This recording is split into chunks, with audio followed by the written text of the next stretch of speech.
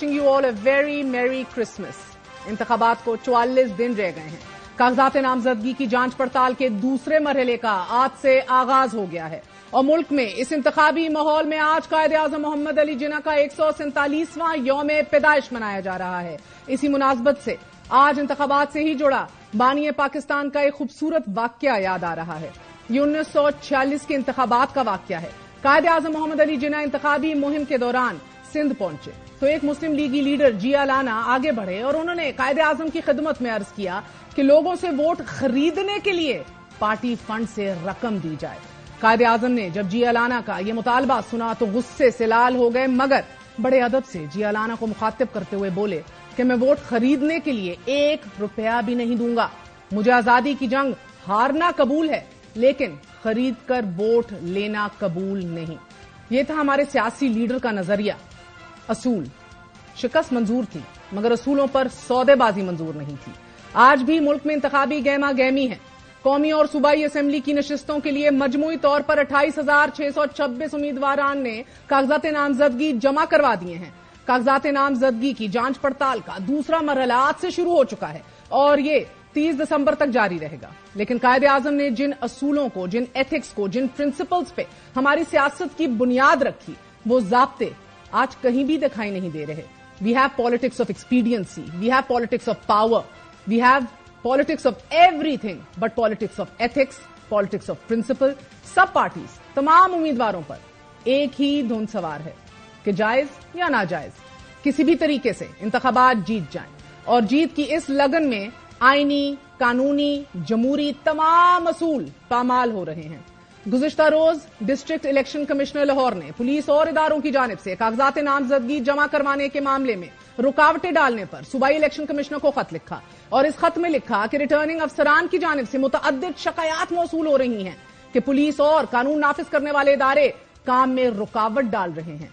खत में लिखा गया कि पुलिस और दीगर इंतजामिया को टेलीफोनिक और तहरीरी शिकायत दें, मगर कोई अमल दरामद नहीं हुआ और अब इस मामले को आईजी पंजाब और चीफ सेक्रेटरी पंजाब के सामने उठाया जाए। नाज़रीन, इसी मामले पर गुज़िश्ता रोज ही इलेक्शन कमिश्नर पंजाब ने आईजी पंजाब से राब्ता करके अहकाम जारी किए कि रिटर्निंग अफसरान के काम में मुदाखलत कबूल नहीं। सूबाई इलेक्शन कमिश्नर ने कहा कि इलेक्शन के लिए कागजात नामजदगी जमा कराना उम्मीदवारों का हक है। अगर पुलिस ने किसी उम्मीदवार को रोका तो कार्रवाई होगी। इलेक्शन कमिश्नर पंजाब ने शफाफ इलेक्शन के लिए सियासी जमातों को लेवल प्लेइंग फील्ड देने के अहकाम भी जारी किए और जमहूरियत के इन्हीं असूलों में मुल्क की बड़ी सियासी जमात इंतखाबी निशान बल्ले से महरूम हो गई। तहरीक इंसाफ पार्टी इंतखाबात कलअदम होने के बाद 226 मखसूस नशिस्तों से भी हाथ धो बैठी। तहरीक इंसाफ ने इंट्रा पार्टी इंतखाबात पर इलेक्शन कमीशन के फैसले को पेशावर हाईकोर्ट में चैलेंज करने का फैसला किया है।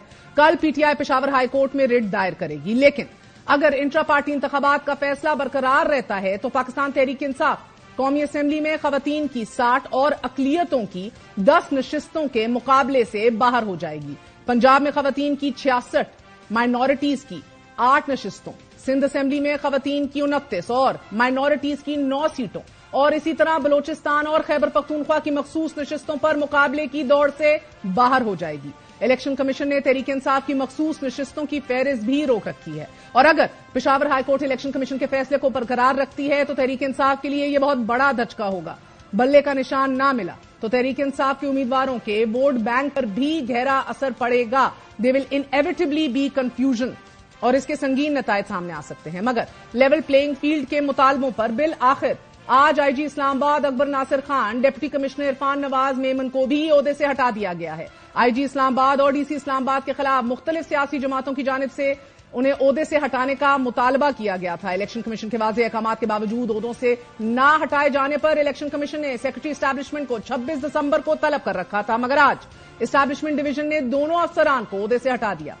इससे पहले इलेक्शन कमीशन ने निगरान वजीर आजम के मुशीर आहत चीमा को भी फौरी तौर पर ओहदे से हटाने के अहकाम जारी किए थे, मगर आज 6 दिन गुजरने के बाद काबीना डिवीजन ने समरी जारी कर दी और निगरान वजीर आजम ने आहत चीमा को ओहदे से हटाने की तजवीज सदर मुमलिकत डॉक्टर आरिफ अलवी को अरसाल कर दी। मगर इलेक्शन कमीशन फवाद हसन फवाद को हटाने से मुतल्लिक दरख्वास्त की समाअत 21 दिसंबर को गैर मुइना मुद्दत के लिए मुलतवी कर चुका है और वो ताहाल अपने ओहदे पर मौजूद है। इलेक्शन पर उठते इन तहफ़्फ़ुज़ात में मगर मुल्क के आईनी सरबरा सदर मुमलिकत की खामोशी भी मायने खेज है। कागजात के छिन जाने, इंतखाबी उम्मीदवारों पर हमले या उनका हरासा होना, बल्ले का निशान छिन जाने के बावजूद मगर सदर मुमलिकत का चुप का रोजा टूट नहीं रहा। यही सदर थे जो पीटीआई की मोहब्बत में 3 अप्रैल को कौमी असेंबली तहलील कर बैठे और बजरिया ट्वीट ऑफिशियल सीक्रेट एक्ट और आर्मी तरमीमी एक्ट पर दस्तखत न करने की वजाहतें भी देते रहे। सदर मुमलिकत ने बानी चेयरमैन पीटीआई की गिरफ्तारी पर वजीर आजम शहबाज शरीफ को बाजाब्ता खत भी लिखा। अगर सदर आरिफ अलवी कौम के बाप की हैसियत से ये सब आईनी और जमहूरी इख्तियार के तहत कर रहे थे तो फिर साबिक आर्मी चीफ और साबिक चेयरमैन पीटीआई की मुलाकातें भी क्या इसी जमहूरी और आईनी इख्तियार के तहत थी? मोहब्बत के इस ताल्लुक में मगर फिर इंतखाबात की तारीख ना देने पर इमरान खान सदर से नाला हो गए। मायूस से प्रेसिडेंट साहब ने अपना वो किरदार अदा नहीं किया जो उनकी आइन के मुताबिक ड्यूटी थी इलेक्शन अनाउंस करें, उस पर वो बहुत दुखी था। उसका ख्याल था कि ये हमारे प्रेसिडेंट को ये इतना अहम वक्त अपनी कौम के लिए उनको खड़ा होना चाहिए। इस नाराजगी पर सदर को एक बार फिर आइन याद आया और उन्होंने दस्तूर के साए में अपनी जान की अमान मांगी। खत जो लिखा था वजीर आजम को, उसके जरिए भी मॉरल पोजीशन अपनी कह दी और कर दी। सदर सिर्फ खत लिखेंगे या कोई अमली इकदाम भी ले सकते हैं? अमली इकदाम मेरा आइन इजाजत नहीं देता ना, जो आइन इजाजत देता है वहीं तक करूंगा। There is no executive authority, तो लिहाजा वो एक्सपेक्टेशंस जो है ना वो सदर से नहीं होनी चाहिए। सदर के पास और कोई चारा नहीं है besides doing carrying this trust and prompting issues like this. कभी चारे ढूंढ लिए और कभी चारा है नहीं, लेकिन आइन की इस पनाह में अब सदर मुमलिकत का ट्विटर हैंडल मुकम्मल तौर पर खामोश है। सदर 5 दिसंबर को बिरयानी फेस्टिवल पर ट्वीट कर देते हैं, 18 दिसंबर को मिल्वाकी फॉरेस्ट से मुतल्लिक भी ट्वीट दाग देते हैं, लेकिन इंतखाबात, लेवल प्लेइंग फील्ड के शिकवों, सियासी जमातों के इंतखाबात पर शदीद तहफ़्फ़ुज़ात के बावजूद सदर मुमलिकत की खामोशी सवालिया निशान है। गो कि अब से कुछ देर पहले सदर मुमलिकत ने इमरान खान के कजन की वफात पर अफसोस करते हुए ट्वीट जरूर डाला है, लेकिन पिछले एक हफ्ते में जो उनकी पार्टी के ऊपर हुआ वो खामोश रहे। ये सवाल भी बड़ी शदोमत से उठाया जा रहा है कि अगर पीटीआई को इंतखाबी मैदान में इतनी ही मुश्किलात हैं तो फिर तमाम हलकों से उम्मीदवार कैसे मैदान में उतार लिए गए हैं और हर उम्मीदवार के पीछे 4-4, 5-5 कवरिंग कैंडिडेट्स भी खड़े किए गए हैं।